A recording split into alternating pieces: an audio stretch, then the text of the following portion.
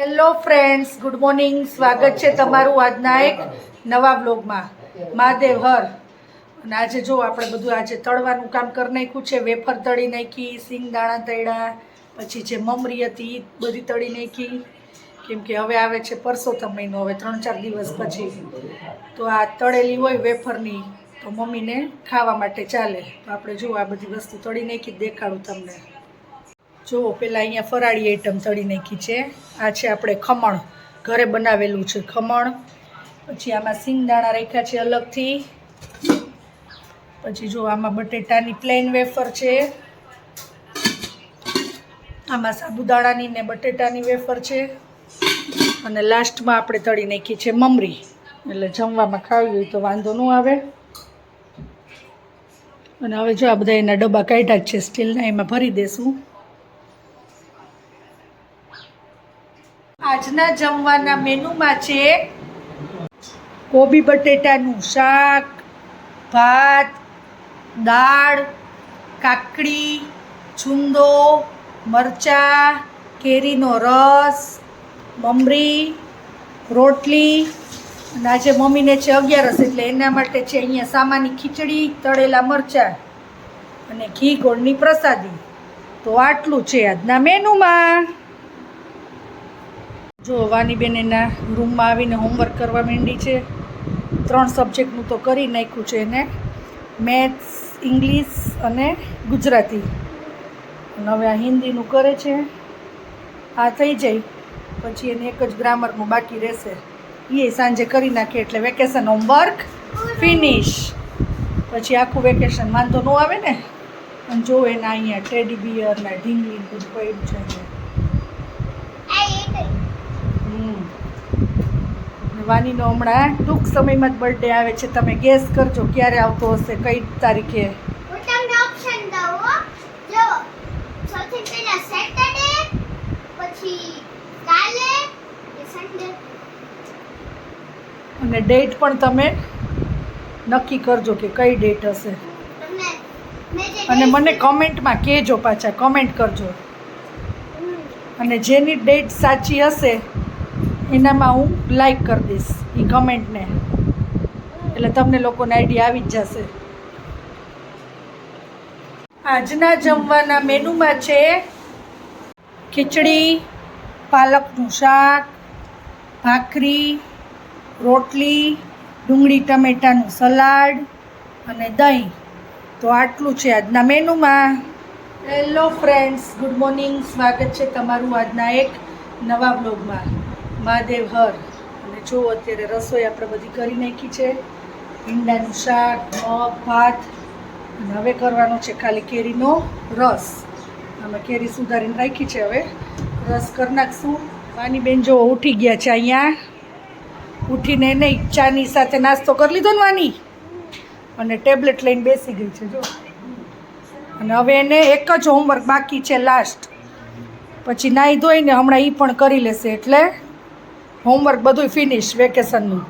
પછી એન્જોય કરવાનું વેકેશન હોવાની. આજના જમવાના મેનુમાં છે ભીંડાનું શાક, મગ, મમરી, કેરીનો રસ, કાકડી, ભાત અને આમાં છે રોટલી.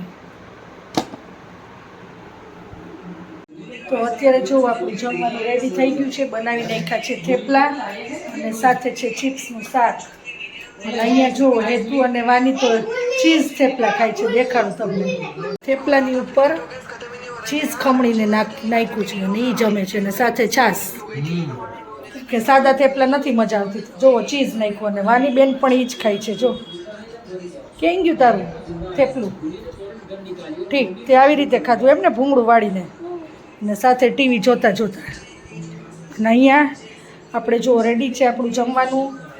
થેપલા સાથે છે છાશ, ડુંગળીનું સલાડ અને સાંજે આપણે મમરા પણ વઘારી નાખ્યા છે. અને આમાં છે ચિપ્સનું શાક, બટેટાની ચિપ્સનું શાક બનાવી નાખ્યું છે. અને હું ને પપ્પા હવે અમે બે જ બાકી છીએ. તો ચાલો હવે જમી લેશું. અહીંયા ટોમી આવી ગયો છે. વાની બારે સાયકલ ફેરવતી હતી ને તો એ લઈ આવી છે હવે ટોમી માટે રોટલી લેવા માટે ગઈ છે, હમણાં ખવડાવશે ટોમીને. તો સાયકલ ફેરવતી હતી અને એની પાછળ પાછળ આવ્યો ટોમી. ક્યાં ગઈ? જો હમણાં ખવડાવશે રોટલી. હું તમને મેજિક દેખાડું. આ દેખાડ. પેલા ટોમીને રોટલી દીધી. એ અરે બોલે જો. જો અને ટોમી કેવો ખાઈ ગયો રોટલી. ભૂખ લાગી હશે અત્યારે ને. આ વાની બેનનું ડેઈલી રૂટીન છે હો. સવાર સાંજ અત્યારે તો ઘરે હોય ને એટલે ટોમીને રોટલી આપી જ દે.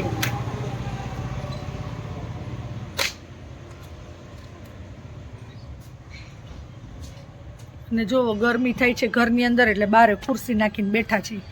અને એક ખુરશી જોવો આપણે રાખી ની તો તૂટી ગઈ.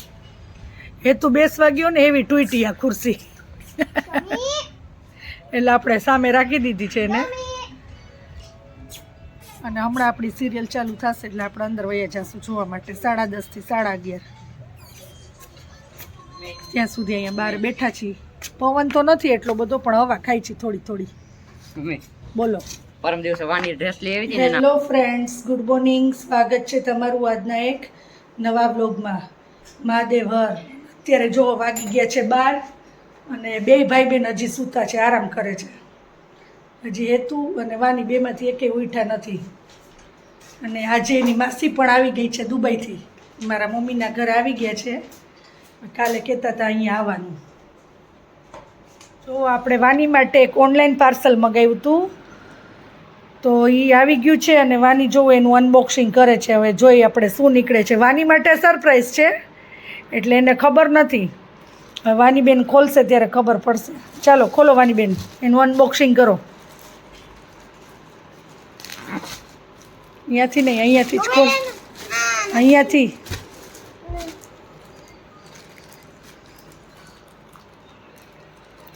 અને જો 12 વાગે હજી ઉઠી નહોતી પછી આપણે એને ઉપર ઉઠાડવા ગઈ. બેયને ભાઈ બેનને ઉઠાડ્યા અને હવે નીચે આવી છે. હજી બ્રશ પણ નથી કર્યું. તે તો નીચે આવી ને ત્યાં એનું પાર્સલ આવી ગયું એટલે હવે જોવો એનું અનબોક્સિંગ કરવા માંડી છે. એમ ન કરાય, કાતર લઈ લે. ચા હા રહ્યું, અહીંયાથી ખુલે જ છે. કેમ કે હવે બર્થડે આવે છે ને એનો. આજે છે ફ્રાઈડે, સન્ડેના એનો બર્થડે છે. ધીમેકથી ખોલજો, ક્યાંક અંદર વસ્તુ હશે તો એ ક્યાંક તૂટી ન જવાની.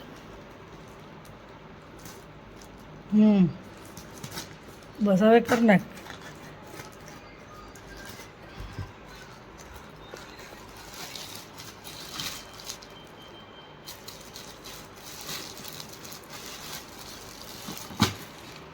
તમે લોકો ગેસ કરજો કે શું હશે અંદર. જો કે હવે દેખાડે જ છે વાની તમને એટલે ખબર તો પડી જ જશે.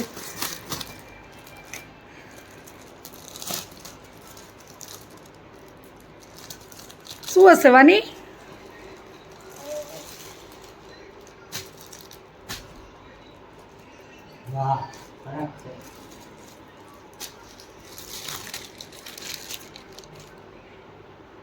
જો વાનીબેનનું ફ્રોક આવી ગયું છે. એને ફ્રોક ગમ્યું હતું તો આપણે મગાવી લીધું હતું. એ ઓનલાઈન એને ખબર નહોતી. મને કહેતી હતી મમ્મી મારે આ લેવું છે પણ મેં એને કીધું નહોતું. ઓનલાઈન મગાવી લીધું હતું તો હમણાં જુઓ આપણે એને નાઈને પહેરાવશું અને તમને લોકોને દેખાડું. કેવું લાગ્યું વાની?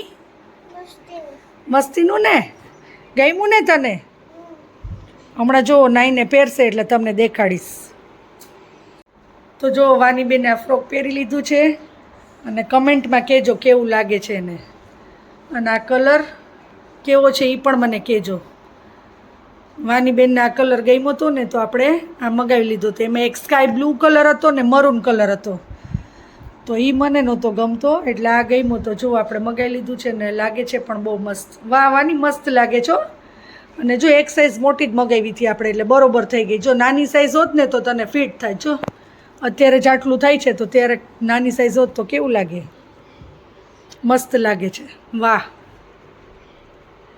ગમ્યું ને તને?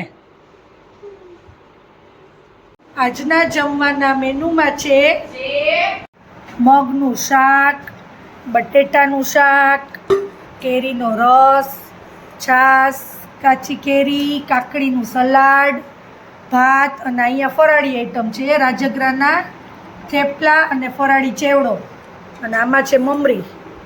તો આટલું છે આજના મેનુમાં. તો ચાલો બધા જમવા. વાની બેન શું કરે જોઈ આપણે અહીંયા. જો આપણે અહીંયા હેતુના ભાખરી પીઝા રેડી રાખ્યા છે. હવે એને આપણે લોઢી ઉપર મેલ્ટ જ કરવાના છે. તો અહીંયા વાની બેન કે મારે રોટલી પીઝા ખાવો. જો સોસ ચોપડો, પીઝા સોસ, મેયોનીઝ નાખ્યું, પછી ચીલી ફ્લેક્સ અને ઓરેગોનનું નાખ્યું અને હવે નાખે છે પાછું મેયોનીઝ નાખ્યું અને પછી આ ચીઝ નાખી દેશે ઉપર. એટલે એનો પીઝા રેડી થઈ જાય પછી આપણે એનો પણ મેલ્ટ કરી નાખશું. અને એના પપ્પા ગયા છે વાનીના ચશ્મા દેવા માટે, કેમ કે ઓલા જે પહેરતી ને એ તો તોડી નાખ્યા હતા એના ફ્રેન્ડે, એટલે દેવા ગયા છે અત્યારે ચશ્માવાળાની દુકાન. એટલે નવી ફ્રેમ નખાવી હતી એટલે વાનીને પહેરવાય તો વાંધો ન આવે ને. અત્યારે તો આ એક્સ્ટ્રા છે પિંક ફ્રેમવાળા, એટલે વાંધો નથી આવતો. અત્યારે તો આ પહેરે છે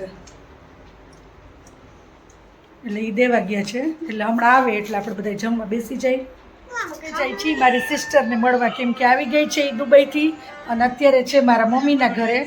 તો અમે લોકો જાય છીએ એને મળવાને. આવતીકાલે તો અહીંયા આવવાની જ છે, તો તમને વ્લોગમાં જોવા મળશે. ચાલો તો આપણે એને મળતા આવી, કેમ કે જમીને ફ્રી થઈ ગયા છીએ હવે. ચાલો. જો મોદીજીએ કીધું છે કે હવે પેટ્રોલની બચત કરો, ઘરે વર્ક ફ્રોમ હોમ કરો. જો અમે લોકો બહાર નીકળ્યા ને તો એક જ સ્કૂટરમાં જો 4 જણા છે નીકળી ગયા છીએ. આગળ વાની, હેતુ અને હું એક જ સ્કૂટરમાં. તો 2 સ્કૂટર જ નથી લીધા, તો આપણે પેટ્રોલ વધારે યુઝ થાય. એક જ સ્કૂટર પેટ્રોલનો ઓછો વપરાશ થાય. અમે નાનીની ઘરે છે ને માસીને ને માસાને મળવા આવ્યા છીએ. દુબઈથી આવ્યા હતા ને તો. Hello guys. અને જો અહીંયા મમ્મી આઈસ્ક્રીમ કાઢે છે બધાય માટે, અને જિગ્નેશને આઈસ્ક્રીમ નથી ખાવો તો એના માટે આપણે અહીંયા ચા બનાવી નાખી છે. તો ચાલો હવે બધાય આઈસ્ક્રીમની મોજ માણશું અમે બધાય, કેમ કે મારી સિસ્ટર આવી ગઈ છે દુબઈથી એટલે અમે બધા એને મળવા આવ્યા છીએ. અને જો અહીંયા બેય જમાયું વાતું કરે છે. ચાલો તો હવે આપણે આઈસ્ક્રીમ ખાઈ લેશું અને પહેલાં અહીંયા ચા પી દઈ. જો અહીંયા ચા પીવાય છે. તમારો આઈસ્ક્રીમ ક્યાં કે ખવાઈ ગયો? એવું છે નથી. અને અહીંયા જો માનસીએ લઈ લીધો છે, વાનીએ અને હેતુએ ખાઈ લીધો છે અને હવે આપણો વારો છે. ચાલો અમૂલનો સીતાફળ આઈસ્ક્રીમ ખાવા માટે બધાય.